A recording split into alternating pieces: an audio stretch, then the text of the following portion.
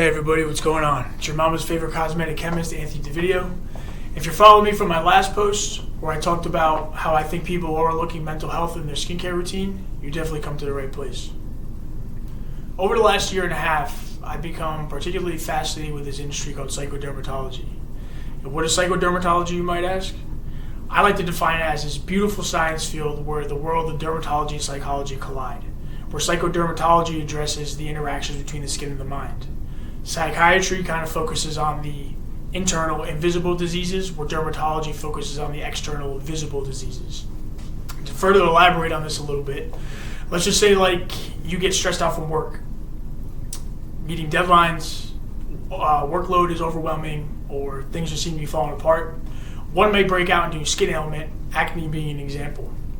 Now, first instinct, typically maybe go to a dermatologist because we want to focus on solving the external visible disease, where instead somebody probably should have went to a psychiatrist to deal with the invisible internal disease that we can't see that technically caused the root cause of the problem.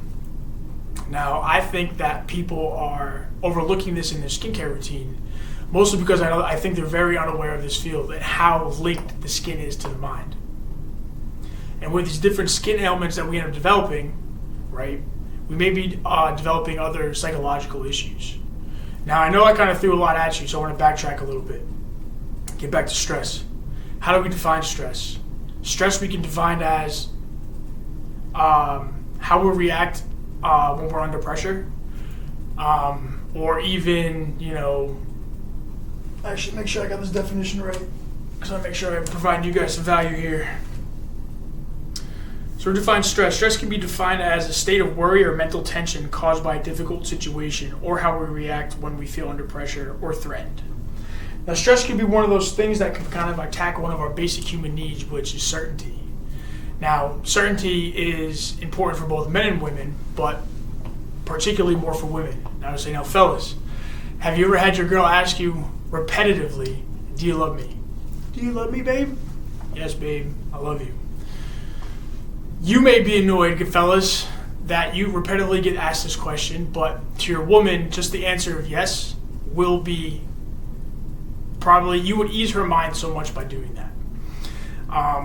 And that's just kind of an example of one of our basic human needs that when attacked, we could be under stress. In a future video, I'll talk about more about our basic human needs, but now back to stress. Some of the other skin ailments that we can develop through stress is one, acne, we've already mentioned that earlier, rosacea, eczema, and psoriasis. Now, some of these skin ailments, if left untreated, can develop a whole bunch of other psychological issues. What do I mean by that?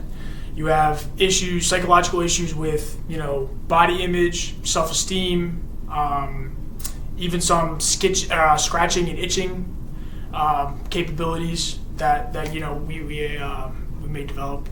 And just kind of give you an example, it's like, one person maybe gets stressed out from work and break out into eczema. And, your response may be, I'm not going out with my friends until my eczema clears up. Or I get stressed out because I'm trying to find a job, and it's like you get held back from maybe going to apply for a job because you're like, I'm not going on a job interview, or I'm not applying for that job until my acne clears up. So a lot of these different types of skin ailments that we kind of developing via stress, right, may affect how we handle our daily lives. So with that being said, I became particularly fascinated in this topic because, one, I think it's extremely overlooked, and I have a passion because I don't really want people to live their life that way. I don't think it's a healthy way of living, and I think people ultimately want to look good and feel good about themselves, and I think by being able to help people develop healthier lifestyle habits that leads to a healthier lifestyle, ultimately will give you healthier looking skin. And that's what I'm here to do. So some of the solutions that I have for you.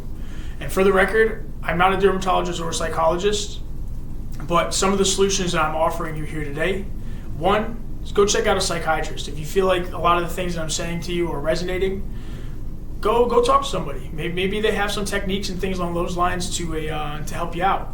The second option that I have for you is to follow me on my journey. I'm here to talk about how I've dealt with my mental stress and how I feel like I've been able to improve my skin complexion over the past year and a half ago. I don't think you would have seen the same Anthony DeVito that's standing in front of you here today. And I'm here to share my journey and how I was able to kind of conquer that. Different tools and techniques through behavioral cognitive therapy that I think really helped improve my life. And in my next video, one of the first things I want to start out with is teaching you guys about the 5 fundamentals that I like to include in my daily routine. And maybe you could take away some of the techniques that I found to help improve your life. Or, I wouldn't say improve your life, but potentially manage the stresses that you have. Everybody's going through something different, so maybe some techniques you may be able to pick up a thing or two and learn from me.